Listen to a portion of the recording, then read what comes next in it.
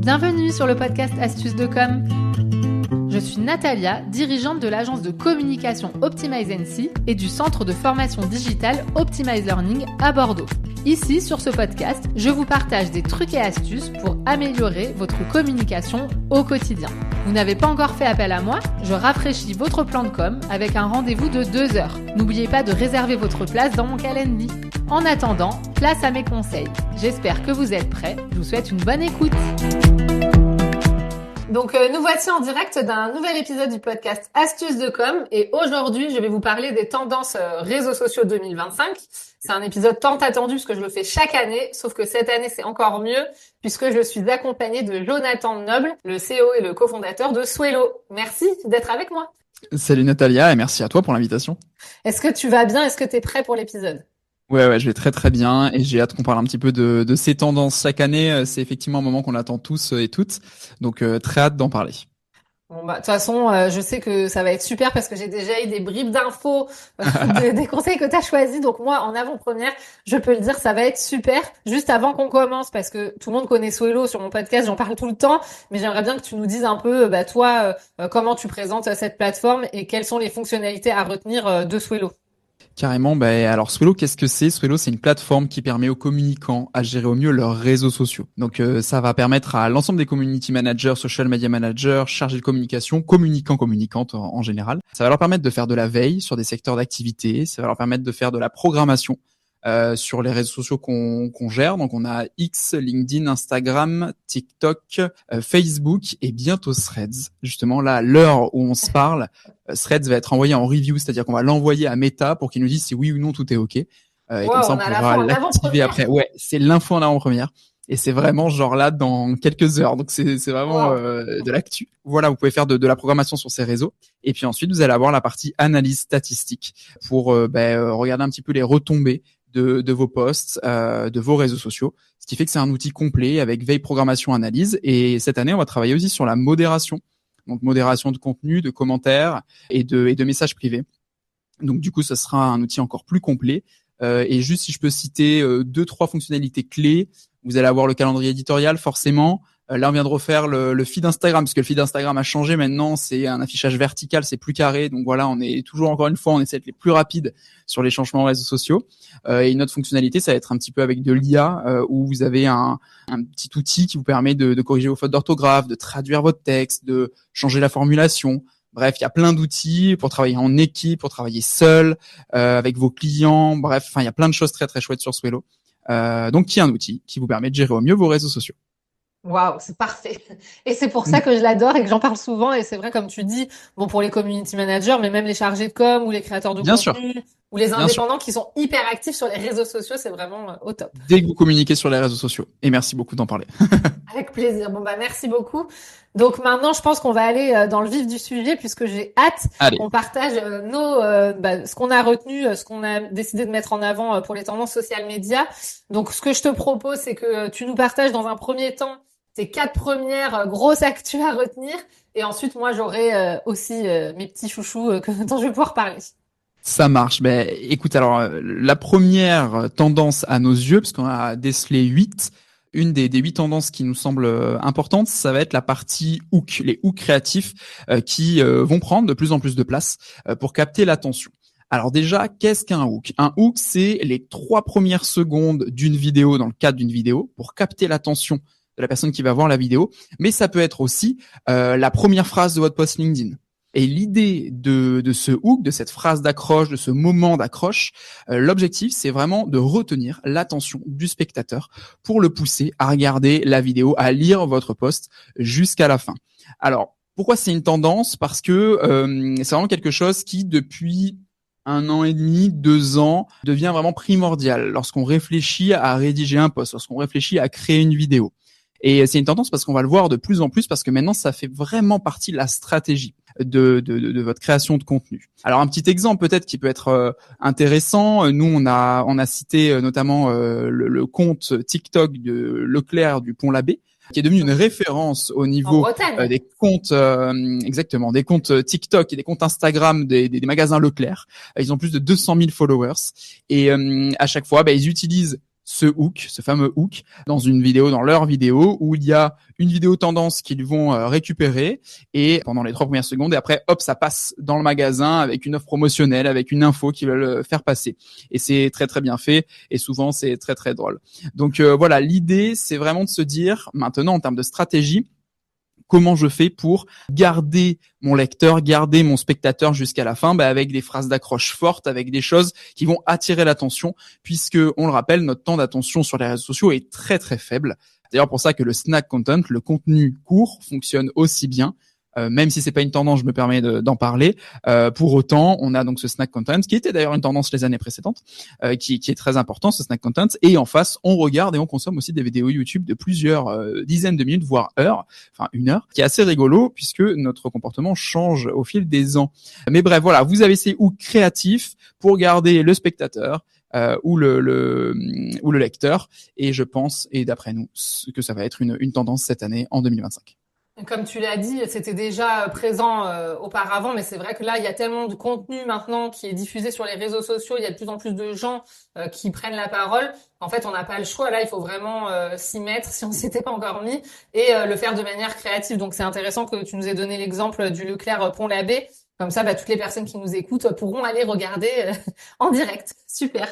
Parfait. Donc pour cette première tendance, je pense que tout le monde a bien compris. C'était très clair, très précis ce que tu nous as expliqué.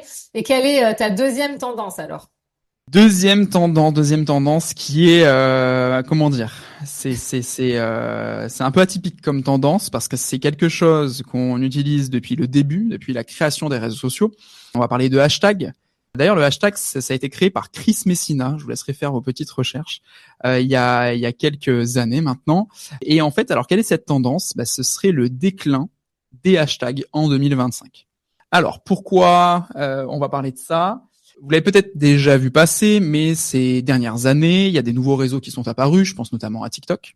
Et c'est vrai que maintenant, on va avoir beaucoup plus tendance à faire des recherches sur les réseaux sociaux. Sur Instagram, quand on veut manger dans le meilleur restaurant avec les plus belles photos dans une ville, par exemple, ou alors sur TikTok, lorsqu'on veut acheter un produit ou voir des avis clients, des retours concrets de consommateurs. Et c'est vrai que voilà, sur ces réseaux sociaux, il y a vraiment un changement en termes de recherche. On va beaucoup moins sur les moteurs de recherche, mais on va beaucoup plus sur les réseaux sociaux. Et c'est vrai que, là on parle de référencement, hein, vous voyez où je veux en venir. C'est vrai que ce référencement a changé. Au début, on se disait OK, on met tel ou tel hashtag, les utilisateurs vont tomber sur mon contenu parce que j'ai mis un hashtag en lien avec ma thématique. Sauf que avec cette révolution de recherche, les descriptions ont pris de plus en plus de place sous les posts. Et c'est vrai que les hashtags commencent petit à petit à avoir beaucoup moins d'impact, à disparaître de notre utilisation. Alors la question que j'aime bien poser quand je parle de hashtag, c'est par exemple sur LinkedIn ou sur Facebook, cliquez-vous vous-même sur des hashtags? De mon côté, je clique jamais sur des hashtags. Et c'est vrai que on s'en sert pour mettre peut-être des mots en exergue, des mots en avant, mais sinon, on les utilise pas trop. Et du coup, pourquoi on parle de ça maintenant et pour cette tendance? Parce qu'après avoir été justement ce symbole des réseaux sociaux depuis la création des réseaux sociaux, il semble être de plus en plus délaissé. Et une des preuves de ça, c'est aussi que les réseaux sociaux eux-mêmes suppriment petit à petit des fonctionnalités liées au hashtag, notamment Instagram, qui a pu en supprimer certaines. Si je ne dis pas de bêtises, on ne peut plus s'abonner à des hashtags pour avoir dans notre feed, dans notre flux, des contenus en lien avec ces hashtags. Bref, voilà un petit peu la tendance. Il y aurait, je parle au conditionnel, c'est une tendance. On verra si cette année ça arrive. Faudra refaire un épisode en fin d'année pour voir. Peut-être, mais il y aurait un déclin. Voilà, au niveau des hashtags, puisque maintenant, on a aussi des algos qui vont plus loin, ou qui analysent les descriptions, les balises alt, qui analysent les images. On va un petit peu plus loin en termes de référencement, et donc les hashtags ont moins d'importance. C'est pour ça que vous allez peut-être voir, ou que vous voyez déjà peut-être, sous les posts Insta ou autres, des mots-clés, plutôt que, des mots-clés sans le hashtag, quoi, sans le dièse, plutôt que ces fameux hashtags. Mais c'est vrai qu'on on entend un peu parler de ça. Il y a même des gens qui paniquent. Je sais que moi, quand je discute avec des créateurs de contenu, parfois, qui me disent, mais comment on va faire pour les hashtags? Est-ce qu'on les laisse? Est-ce qu'on les laisse pas? Ce qui est sûr, c'est que déjà, moi, personnellement, sur LinkedIn, où je suis assez active, franchement, on n'en met plus. Et c'est vraiment Instagram où ça sera le dernier réseau social, je pense, à maintenir un peu le truc, mais ils sont en train de l'enlever. Enfin, tout le monde en parle. Je pense que c'est pour ça que je te dis en fin d'année, on refera le point. En tout cas, moi, je referai le point. Mais je pense qu'effectivement, les hashtags, ça va être fini. Il va falloir qu'on accepte. Ouais, il va falloir qu'on accepte et du coup, ça revient un petit peu sur le point 1 où il va falloir qu'on continue à bien travailler le contenu de notre texte pour de 1 avoir un hook créatif et qui fasse la différence, de 2 que notre texte soit référençable sur les réseaux sociaux. Et puis après, il y a d'autres tendances qui vont peut-être nous aiguiller encore plus. Mais je viens de vérifier, effectivement, c'est bien ça. Je me suis pas trompé, je voulais vérifier au cas où. C'est vraiment Instagram qui a décidé de mettre fin à la possibilité de suivre des hashtags depuis novembre 2024. Donc il y a bien des mutations. On verra si ça le supprime totalement de notre quotidien, mais en tout cas, il y a des mutations par rapport au hashtag. Mais dis-moi ce que t'en penses, mais par rapport aux hashtags sur Instagram aussi, je pense que, tu sais, pendant un moment, quand tu mettais des hashtags sur des posts, les gens dans la barre de recherche faisaient une recherche par hashtag, et Instagram montrait surtout les plus gros créateurs de contenu qui avaient utilisé ces hashtags, enfin les posts qui avaient le plus de visibilité, etc. Et comme Instagram a la volonté de donner plus de visibilité aussi à des petits créateurs de contenu, je pense que ça va jouer aussi, puisque les hashtags, quand on n'était pas connu, qu'on mettait des hashtags comme ça, on était beaucoup moins visible que des gens un peu plus visibles. Donc je pense que ça va aussi dans cette lignée, quoi. Ouais, complètement.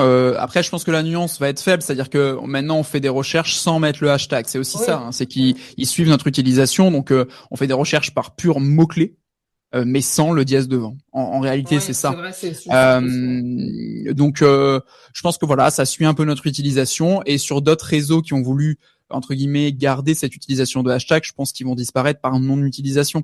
Encore une fois, je sais pas toi, mais moi je clique jamais sur les hashtags sur Facebook, sur LinkedIn. Ouais. Bon, je vais plus du tout sur Facebook, mais c'est encore un autre sujet. J'ai eu peur, j'ai cru que t'avais dit que t'avais plus sur LinkedIn, pourtant. Non, sur LinkedIn, j'y vais encore très souvent, Mais tu vois, même en termes d'utilisation, l'utilisateur, alors désolé de répéter, mais il l'utilise plus, quoi. Donc du coup, logique, ça se remet en question. Voilà. Bon top, parfait pour cette deuxième tendance. Pour l'instant, je suis d'accord avec toi sur toutes les tendances. Ouf. Bon, ça va, ouf. Et ta troisième tendance, alors, qu'est-ce que c'était? Troisième tendance, alors on a sélectionné celle-ci parce que c'est un point quand même, important pour nous. On a commencé sur X, sur Twitter. Swelo a commencé sur Twitter il y a presque 15 ans. Ça va presque faire la moitié de ma vie. Mais bon, c'est un autre sujet. Mais quand je vois la date... ton âge parce que sinon on va se fâcher. C'est pas pour ça, mais c'est vrai que quand je me rends compte, parce que c'est bientôt mon anniversaire et j'ai bientôt 30 ans. C'est quand ton anniversaire, dis-nous? C'est dans 4 jours. C'est le 15 février. Le 15 jours. Février. Quand on enregistre, ce podcast. Mais tu vois, quand je vois ça, je me dis, ah ouais, ça va faire 15 ans avec Swelo. Mais c'est trop cool. Franchement, l'aventure de fou. Mais du coup, tout ça pour dire quoi? Que, tout a commencé, sur X. Avec un tweet qui était, est-ce que vous connaissez un outil qui permet de programmer des posts? Enfin, des tweets, des X. Je sais plus comment les appeler. Mais du coup, tendance qui me tient un peu à cœur parce que, la tendance, c'est justement cette remise en question de la part de l'ensemble des marques, des entreprises, sur leur présence, en fait, sur X. Forcément, ça fait un petit quelque chose. Parce que, quand on a connu Twitter, ça y est, je tombe dans ça. Et je veux dire, c'était mieux avant. Ça y est. Ça commence à faire vieux, là, quand tu dis ça. C'est ça. Quand on a connu Twitter avant et qu'on voit un peu comment ça évolue, c'est vrai qu'on ressent aussi que toutes les marques se posent des questions, que les personnalités publiques se posent des questions, que les entités publiques se posent des questions.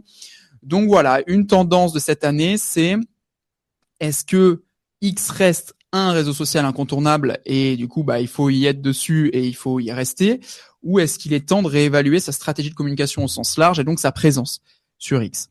Alors nous, là, je vais parler de Swelo un petit peu. Ouais, j'allais dire mais on a besoin que tu te mouilles un peu plus là. C'est ça, j'y vais. Nous, Swelo, on n'a pas de mal à se dire on quitte un réseau social. Je prends l'exemple de Facebook, on a quitté, je mets des guillemets parce que on permet toujours à nos clients de publier dessus, mais on a quitté nous en tant que marque Facebook l'année dernière parce que notre cible en fait n'y est tout simplement pas. Notre cible elle est sur Insta, elle est sur LinkedIn.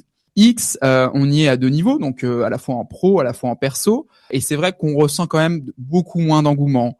Moi qui suis plein de comptes, c'est vrai que comme maintenant il y a 2 types de feed, un feed qui m'est proposé, un feed avec mes personnes suivies, les personnes que je suis, je retrouve beaucoup moins le contenu que j'aime.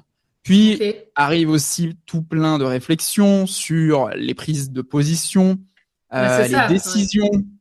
ces derniers temps, notamment sur la modération. Alors on pourrait aussi très bien en parler sur les outils de méta, où c'est vraiment des prises de position qui sont pas forcément avec nos valeurs, enfin clairement pas avec nos valeurs. Mais du coup, faut-il être ou pas, ou faut-il rester ou pas sur X? Moi, mon avis aujourd'hui, c'est est-ce que vous êtes en accord avec les valeurs du réseau social? 2, est-ce que votre communauté est toujours présente sur ce réseau social? 3, est-ce qu'il y a des alternatives? Donc il y a Threads qui appartient à Meta, il y a du Blue Sky, il y a du Mastodonte. D'ailleurs sur Swello, là on a, comme je le disais en intro, on est en train de rajouter Threads, mais on va aussi rajouter Blue Sky. On a aussi Mastodonte qui est venu nous voir et c'est vraiment trop chouette qu'il soit venu nous voir parce qu'il y a encore des années et des années en arrière, les réseaux sociaux venaient pas nous voir, donc ça montre aussi que nous on avance. Wow, ça y est, ouais, franchement, ça fait vraiment quelque chose, je trouve, comme Pinterest qui est venu nous voir pour qu'on les intègre. Je trouve ça, en vrai, là, je parle plutôt côté entrepreneuriat, mais c'est hyper valorisant et hyper chouette que justement les réseaux pensent à nous, vraiment. Mais ça veut dire que vous êtes incontournable maintenant. C'est qu'on commence à faire notre petite place, effectivement. Donc c'est toujours valorisant et c'est toujours intéressant, surtout que il y a quelques années, c'était moins le cas. Il y a, on va dire, entre 5-6 ans, c'était moins le cas sur d'autres réseaux qu'on a maintenant aujourd'hui, mais où il fallait qu'on aille les voir, qu'on arrive à les convaincre. Fallait négocier, quoi. Négocier, c'est ça. Mais bref, pour revenir sur X, voilà, il y a ces 3 points de valeur, de communauté et de est-ce qu'il y a une alternative en face. Ce qu'on observe, c'est qu'il y a quand même de plus en plus de marques, beaucoup plus de personnalités ou d'entités publiques qui commencent à dire moi je quitte X, je suis plus en accord avec ce qui s'y passe. Mais du coup, ça ouvre aussi d'autres débats. J'ai pas de réponse, mais d'autres débats sur si tout le monde entre guillemets quitte X, est-ce que on va pas enlever justement ce débat en fait où il y a des idées contraires qui se rencontrent. Je vais utiliser un petit mot, mais quid de la modération? Quid de la modération, que ce soit d'ailleurs sur X ou comme je le disais sur Meta. Enfin, quand je dis Meta, c'est de manière générale, sur Insta, sur Threads, sur Facebook. Qu'est-ce qu'on en fait? Qu'est-ce qu'on en pense? C'est vrai que nous, dans nos tendances, on fait vraiment un focus sur la remise en question des marques sur X, mais on pourrait réfléchir aussi de manière générale sur suite aux prises de position.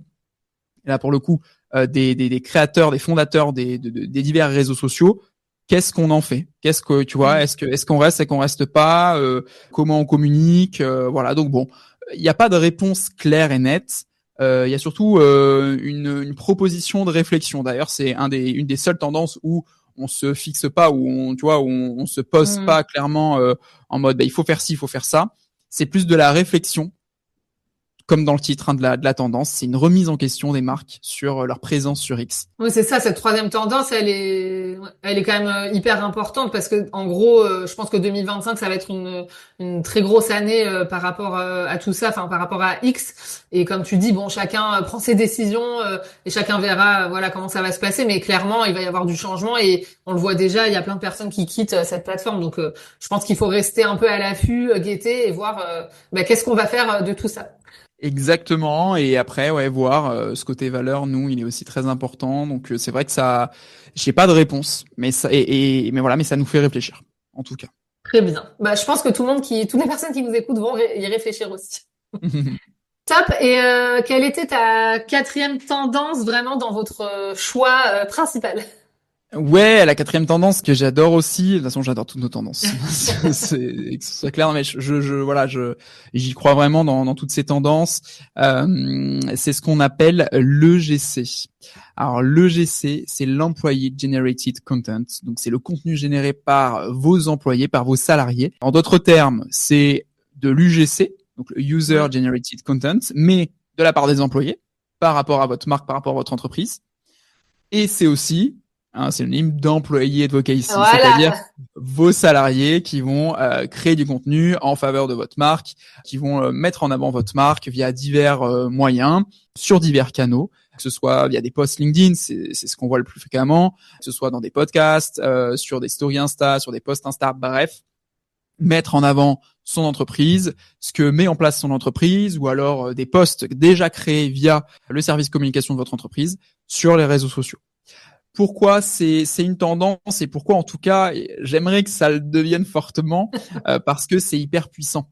C'est vraiment quand vous avez une marque, quand vous avez une entreprise, c'est vraiment vos salariés qui sont vos meilleurs ambassadeurs et qui vont mettre en avant vos valeurs, vos décisions. Je prends un exemple. Alors nous chez Swello, on le fait depuis vraiment plusieurs années, hein, ça doit faire bien 5-6 ans qu'on met en place l'employé advocacy. Alors avant, on savait pas que ça s'appelait comme ça, mais au fil de l'eau, on l'a appris. Et puis au début, c'était un peu, au fil, enfin tu vois, comme ça, il y avait des posts qui se publiaient, des salariés qui disaient, est-ce que je peux les repartager moi aussi? Ok, vas-y. Alors que maintenant, on a une vraie stratégie. L'idée, c'est vraiment que quand on crée du contenu chez Swello, pour notre page LinkedIn notamment, pour notre compte Insta aussi, certains salariés nous disent, voilà, j'aimerais bien piocher dedans, les publier sur mes réseaux et rajouter mon commentaire par-dessus. Par contre, et ça se fait aussi naturellement, je vais citer Swello dans mon post. Ce qui fait que ça va faire grandir notre page LinkedIn. Et comme on est plusieurs à le faire, j'ai un exemple très concret sur ces tendances, puisque on a publié les tendances sur notre page LinkedIn. Et ça a fait, je crois, 30 ou 40 000 impressions, ce qui est déjà excellent. Et après, on est plusieurs à les avoir publiés aussi. Et au total, sur l'ensemble de nos comptes, on peut comptabiliser aujourd'hui plus de 120 000 impressions sur ces tendances-là. Donc on voit que c'est un véritable impact parce que la page, ça représente 40 000 et le reste, ça va nous faire monter jusqu'à 120 000 impressions. Et on est 3, je crois, à l'avoir publié sur notre compte LinkedIn. Oui, j'ai vu que Maureen, par exemple, l'a partagé aussi, par exemple. Exactement. Il y a Maureen, il y a Cécilia, il y a moi. C'est vrai qu'on est tous et toutes concernés. On les publie. Alors, si on parle un petit peu plus en profondeur de cette tendance et de ce point-là, on peut pas obliger des salariés à publier sur leurs réseaux sociaux personnels. C'est vraiment un souhait de leur part. Il y a un côté légal, on peut le faire rentrer dans le contrat, mais si ce n'est pas rentré dans le contrat, légalement, on peut pas les obliger. Donc, il faut vraiment que ce soit une volonté. Et c'est vrai que ce qu'on met en avant chez nous, pour celles et ceux qui le souhaitent, c'est que derrière ça leur crée une communauté qui, lorsqu'il ou lorsqu'elle partira, ou lorsqu'il partira ou lorsqu'elle partira de Swello, la personne pourra justement garder cette communauté. Maintenant, je croise les doigts et j'espère que notre équipe restera le plus longtemps possible. Voilà, mais c'est aussi le chemin d'un salarié, il faut l'avoir en tête et nous on va faire notre possible pour les accompagner du début jusqu'à la fin. Et c'est vrai que c'est un avantage et on a plusieurs personnes qui sont parties de chez nous, qui aujourd'hui ont des communautés de 10, 20, jusqu'à 30 000 abonnés, alors qu'en arrivant chez Swello, elle avait une très petite communauté, 2000, 3000 abonnés. Donc voilà, l'EGC, l'Employee Generated Content, c'est vraiment à nos yeux indispensable aujourd'hui et ça va être une grosse tendance, ça l'est déjà, mais une grosse tendance cette année, en 2025 pour les marques. Oui, c'est vrai que ça se développe. Et d'ailleurs, j'avais fait un épisode avec Cassandra de chez Swello. Tout à fait. On avait parlé d'employé advocacy. C'était hyper intéressant. J'avais eu pas mal de petites questions après, sur les réseaux sociaux suite à cet épisode. Et moi, souvent, quand je parle de ça à mes clients, tu vois, qui réfléchissent un peu à leur stratégie sur LinkedIn, notamment de comment développer leur marque employeur ou tout simplement leur visibilité. C'est vrai que c'est Swello que je donne en exemple parce qu'en fait, vous le faites hyper bien. Donc, certes, entre guillemets, comme tu dis, il y a aucune obligation, mais on voit que les personnes qui le font chez vous, en fait, elles le font avec le cœur et c'est ce qui fait que ça fonctionne. En fait, c'est que chacun y met sa patte. Il y en a qui vont peut-être parler plus du bien-être au travail chez Swello. Il y en a qui vont parler plutôt de l'aspect comme marketing. Et justement, c'est ce qui fait que c'est la force et la puissance qui fonctionnent, quoi. Rester authentique, mais on en parlera plus tard. Mais du coup, moi, je suis intéressé aussi des tendances que tu as pu sélectionner. Oui. Voilà, donc je suis tout oui. Je t'écoute sur les petites tendances. Oui, parce que moi aussi, j'ai travaillé quand même pour préparer l'épisode. Oui, carrément. Donc effectivement, merci pour tes 4 premières tendances. Donc maintenant, je vais vous partager aussi les miennes. Donc moi, la première, celle que j'ai retenue, c'est la vidéo, parce qu'effectivement, un peu comme les hooks, on se dit non mais c'est pas nouveau. Qu'est-ce qu'elle nous dit, Natalia? La vidéo, on en parle depuis un moment. Sauf qu'en fait, ça continue vraiment d'évoluer, et on le voit notamment sur LinkedIn qui a vraiment intégré un feed un peu à la TikTok, à la Instagram, avec le petit onglet spécifique pour les vidéos. Donc maintenant, on voit de plus en plus de vidéos, et surtout, en fait, c'est un truc de fou, mais quand tu regardes les vidéos, le nombre d'impressions que ça peut apporter par rapport à un post, je sais pas si toi t'as fait ce constat, mais notamment sur LinkedIn, c'est vraiment énorme en fait. Ouais, de plus en plus, effectivement, la vidéo continue à prendre de la place, comme tu l'as dit. Et ce qu'on observe, c'est que effectivement, ça fait des années, mais les réseaux sociaux mettent de plus en plus en avant, encore plus en avant, les vidéos. Là, j'ai 2 fonctionnalités en tête. Un, l'onglet LinkedIn, qui est apparu cette année, et 2, des options qui sont développées par Instagram, notamment avec les réels d'essai. C'est-à-dire qu'on peut pusher des vidéos à des gens qui ne sont pas abonnés à nous en mode A/B testing pour voir si ça peut marcher ou pas sur le plus grand nombre. Mais donc on voit qu'il y a encore et encore des fonctionnalités qui sortent par rapport à la vidéo. Et de toute façon, c'est vrai que c'est un format qui marche bien. Nous, on observe aussi une révolution en termes de de montage de vidéos, notamment avec ces fameux hooks, mais même en termes de qualité, avec des petits visuels quand on parle, des choses encore plus léchées visuellement, avec des petits sons et tout, et c'est ce qui marche de plus en plus. Donc je te rejoins sur ça. Mais c'est clair que du coup, la bonne nouvelle, c'est que ceux qui sont pas encore lancés dans la vidéo, vous pouvez encore venir, il y a de la place. Par contre, il y en a quand même de plus en plus. Donc, l'inconvénient entre guillemets, c'est que si on fait de la vidéo, faut quand même le faire bien. Donc, comme tu dis, faut que ça soit un peu créatif. Maintenant, avec les montages, par exemple, nous on utilise CapCut à l'agence, de mettre des sous-titres dynamiques, des images un peu, parce que sinon, si on fait comme tout le monde, ça va être difficile de sortir du lot. Et aussi, par rapport à la vidéo, c'est sur Instagram, tu sais, la montée, l'augmentation de la durée des vidéos sur Instagram. Avant, Instagram privilégiait des vidéos très très courtes, et maintenant, tout le monde se dit on peut faire des vidéos plus longues. Donc moi, je suis un peu partagée, mais c'est pareil, c'est une tendance à surveiller. Moi, pour l'instant, j'ai plutôt tendance à conseiller de faire des vidéos quand même assez courtes et d'en faire régulièrement, quoi. Je pense que dans tous les cas, sur les réseaux sociaux de manière générale, et dans ce cas précis encore plus, il faut tester. Tester, créer des vidéos courtes, moyennes, longues, parce que comme je le disais tout à l'heure, à la fois on a un temps d'attention qui est très faible, il faut capter notre attention, et à la fois on consomme aussi des vidéos de plus d'1 heure sur YouTube, alors qu'il y a quelques années, des vidéos d'1 heure sur YouTube, c'était inconcevable quoi. Donc voilà, faut tester, et voir ce qui marche par rapport à notre audience. Donc 2025, si c'était pas le cas, sera l'année de la vidéo pour vous. Pour vous, ceux qui nous écoutent, pas Swello, je sais que... Exactement, mais pour nous aussi, on est en train justement de mettre en place plein de choses sur la vidéo, même si on en faisait déjà. J'ai hâte de voir ce que ça va donner. Donc ça c'était ma première tendance. Après, la deuxième tendance que j'ai sélectionnée, pareil, en fait, c'est un truc qui continue, c'est tout ce qui est interaction. C'est-à-dire que jusqu'à présent, bien évidemment, c'était important de travailler les commentaires, les interactions, etc., que ça soit sur Instagram ou sur LinkedIn. Mais là, de plus en plus, parce qu'en fait, justement, comme il y a beaucoup de contenu, il y a beaucoup de créateurs contenu qui sont présents, ceux qui vont sortir du lot, c'est ceux qui arrivent à avoir des interactions. Donc, pas besoin d'être un influenceur et d'avoir 200 commentaires sous ses posts, mais juste d'avoir des commentaires de personnes intéressées, bien ciblées, avec qui on crée un échange. C'est ça qui va faire la différence et qui fera que potentiellement, on peut être visible, on peut vendre des prestations ou des services parce qu'on arrive à capter des gens avec qui on crée un vrai échange, et du coup, on enlève un peu le côté superficiel, tu sais, des réseaux sociaux. De toute façon, un réseau social, c'est ça. Un réseau social, c'est de base, qu'est-ce que c'est? C'est vraiment des gens dans une même pièce qui vont échanger et qui, une fois que la discussion est terminée, vont rentrer chez eux et en parler autour d'eux. Tu vois, c'est ça, c'est le partage en fait, c'est interagir, comme tu le dis. Donc effectivement, je pense à LinkedIn puisque tu le citais, c'est important d'interagir à la fois sous ses propres posts pour lancer la discussion, pour aller plus loin, pour aussi nouer des liens, mais également d'interagir sous des posts d'autres créateurs de contenu dans le même domaine que vous, puisque ça va vous permettre aussi de vous placer en tant qu'expert sur tel ou tel domaine. Donc voilà, n'hésitez pas à aller plus loin qu'un simple like. Il y a plein d'interactions possibles en termes de réaction, j'entends. Il y a du love, j'adore. Il y a du ah ah ah, il y a du instructif. Là, je parle sur LinkedIn. Tu l'as fait bien, hein. Merci beaucoup.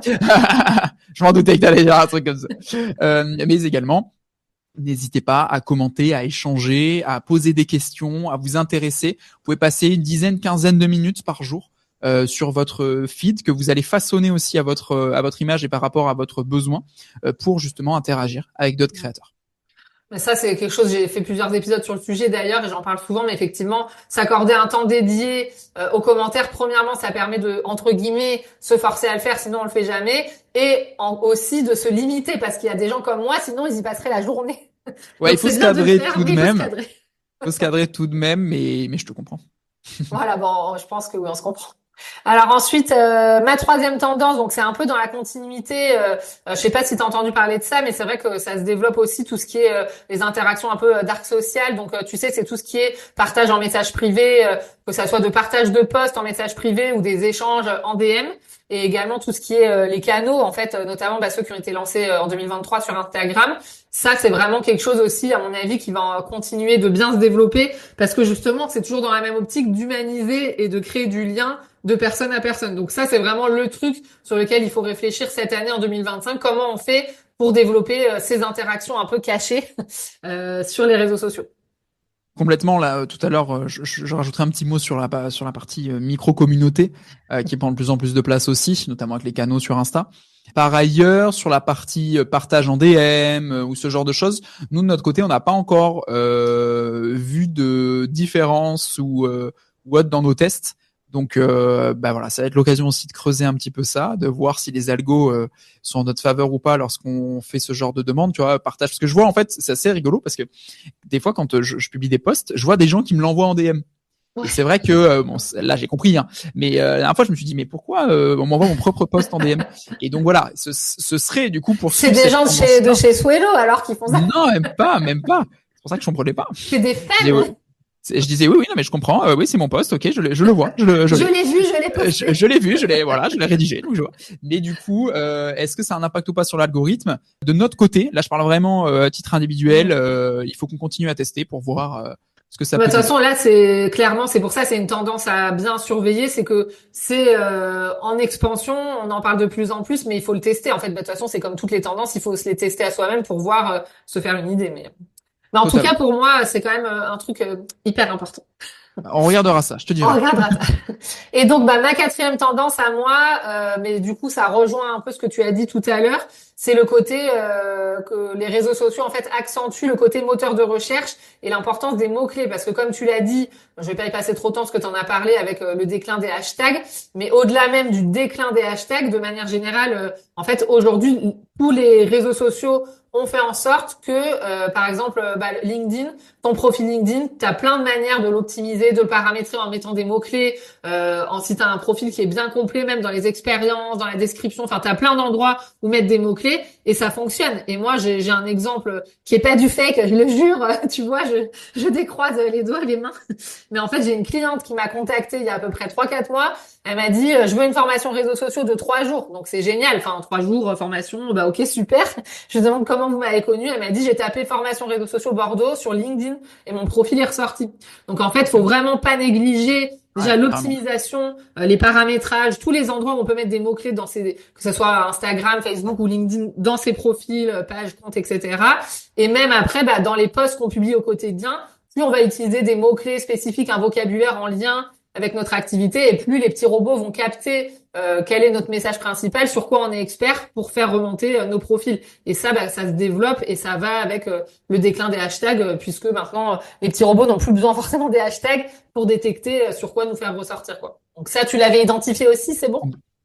Complètement, ouais. T'es même allé plus loin, hein, puisque tout à l'heure, moi, je parlais uniquement des posts, mais c'est vrai que c'est important de mettre à jour ses profils, utiliser justement tous les petits espaces pour ces fameux mots-clés pour être bien référencés. Et en plus, tu nous as donné une preuve concrète. Donc là, il n'y a pas de. Et après ça, on n'améliore pas nos profils pour être encore mieux référencés.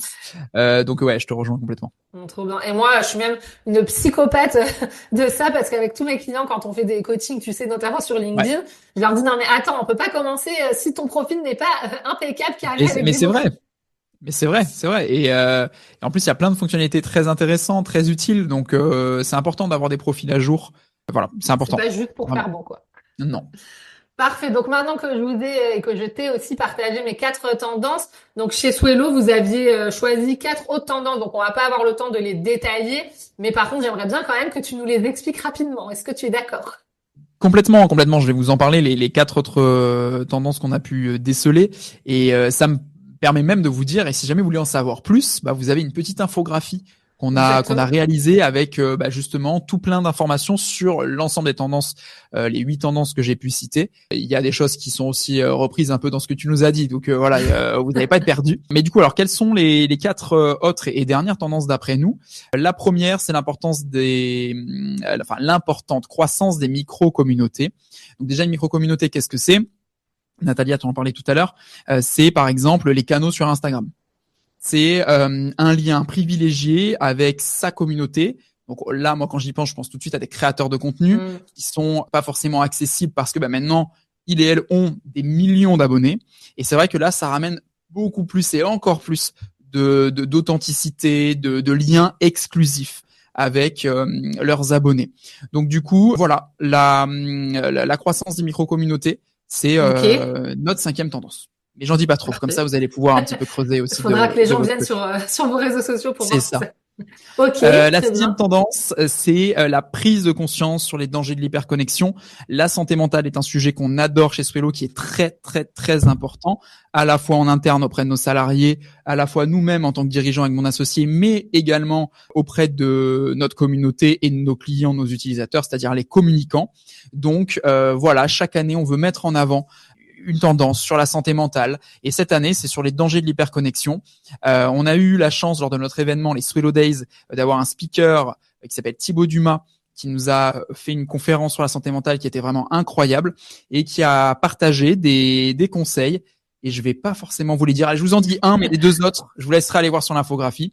Quelque chose qui est assez intéressant, c'est que en tant qu'humain, et pourtant des fois on dit mais non, je sais faire plusieurs choses en même temps. Eh bien non, notre cerveau ne peut pas faire deux choses en même temps. Notre cerveau est monotâche et c'est important de rester focus sur une tâche à la fois. Sinon, c'est un peu déroutant et c'est compliqué, même si on croit, et moi le premier, qu'on peut faire plusieurs choses en même temps. Scientifiquement, le cerveau est monotâche. Mais je vous laisserai regarder. Ça, c'est difficile pour moi Ah oui, moi Enfin, aussi. je suis d'accord avec toi, mais c'est dur. Mais tu as raison. Moi aussi, mais c'est vrai qu'on est, enfin, quand on dit on est monotâche, c'est vraiment on est beaucoup plus pertinent et Oui, j'ai plus le mot, mais en tout cas voilà, on est beaucoup plus fort efficace. entre guillemets, efficace, merci, quand on fait du monotâche. Et Ok. bon, voilà, il y a d'autres petites choses qui sont Ouais, il liées dans ce faudra aller point-là. voir. Il faudra aller voir. Faudra aller voir. Ok. Septième tendance de nos 8 tendances, c'est l'intelligence artificielle, Bien forcément, sûr. Ouais. qui est et qui reste et qui restera au cœur de la création de contenu. Juste ce que je peux dire sur ça, c'est il faut pas qu'on ait peur de l'intelligence artificielle. C'est là, ça va rester là et ça va évoluer. Donc autant prendre justement en pleine conscience de ce qui nous arrive, ce qui nous chamboule, quel que soit le domaine d'activité, la communication entre autres, même dans notre vie au quotidien.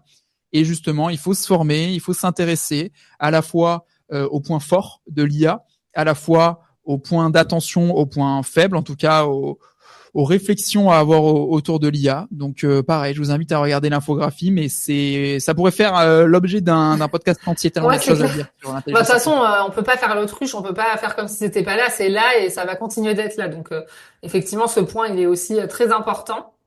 Et alors, quelle était la huitième tendance Et que la vous aviez huitième, alors sélectionnée? c'est un peu paradoxal et c'est vrai que quand on l'a publié sur les réseaux, ça a créé des petits débats et ce qui est normal, puisque la huitième, bah, à contrario, l'authenticité est à son prime, est à son top.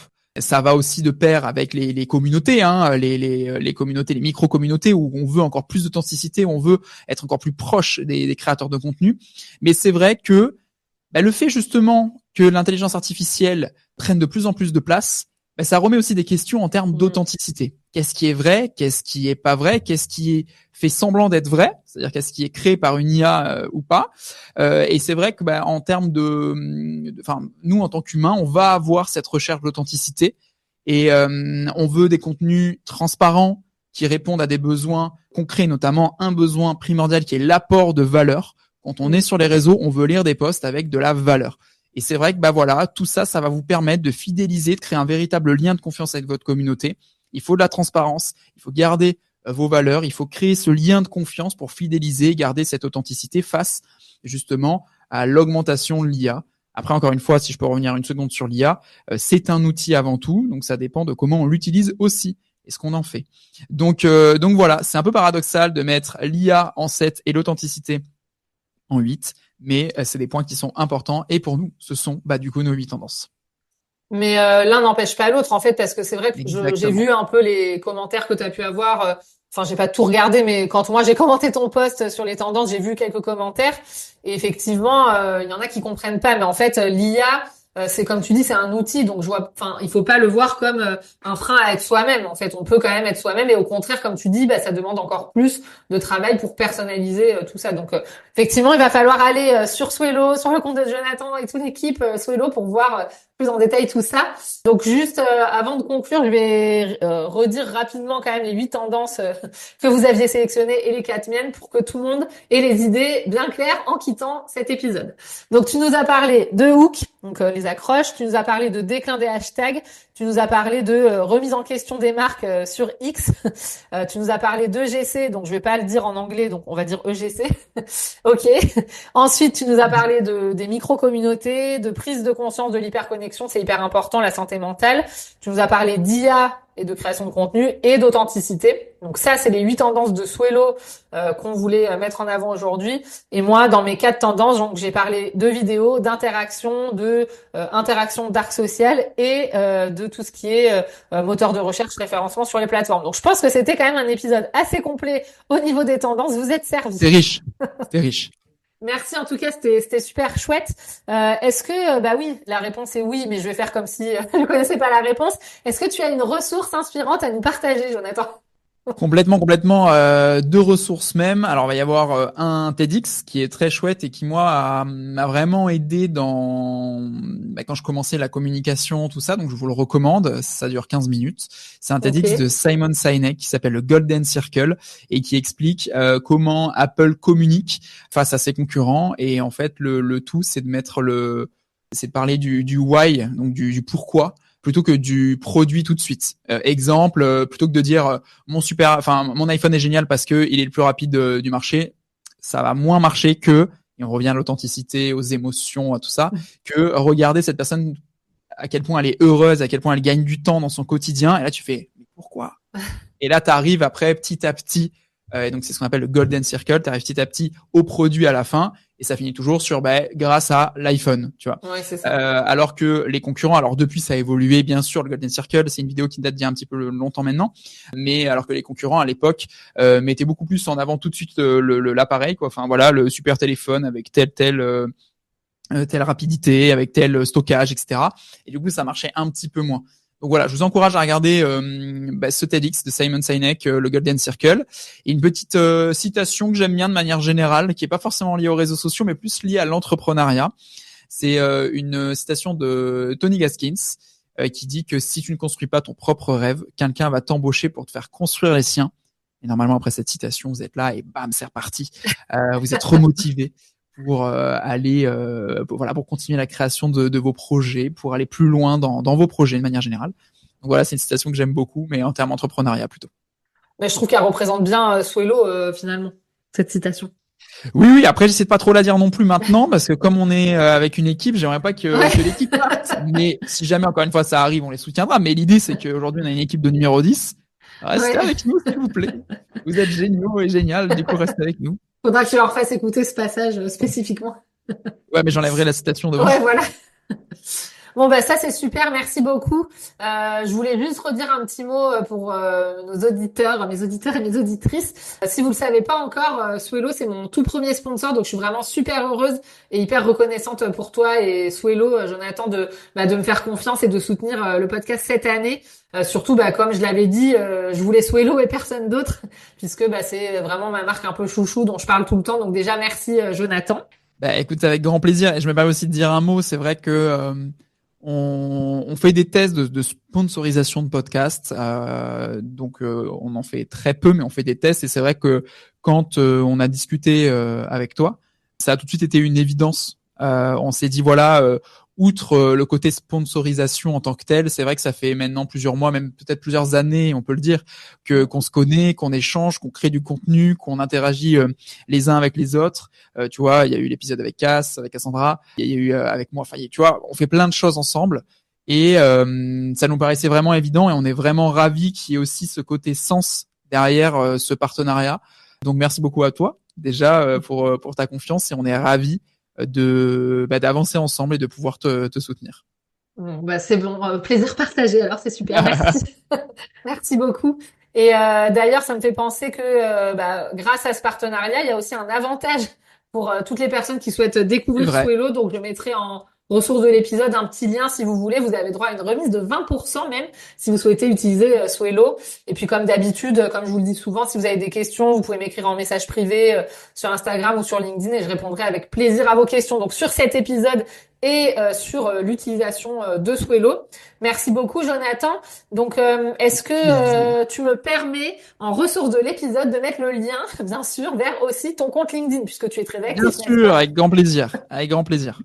Donc je mettrai toutes les infos et n'oubliez pas, voilà, si vous avez aimé cet épisode, pensez à vous abonner sur Spotify, Apple Podcasts, partout pour ne pas louper les prochains épisodes et je suis sûre qu'on aura de nouvelles surprises ensemble à partager, Jonathan, sur Astuces de Com. Complètement. Encore merci pour l'invitation et du coup, à très bientôt. Merci, à très vite.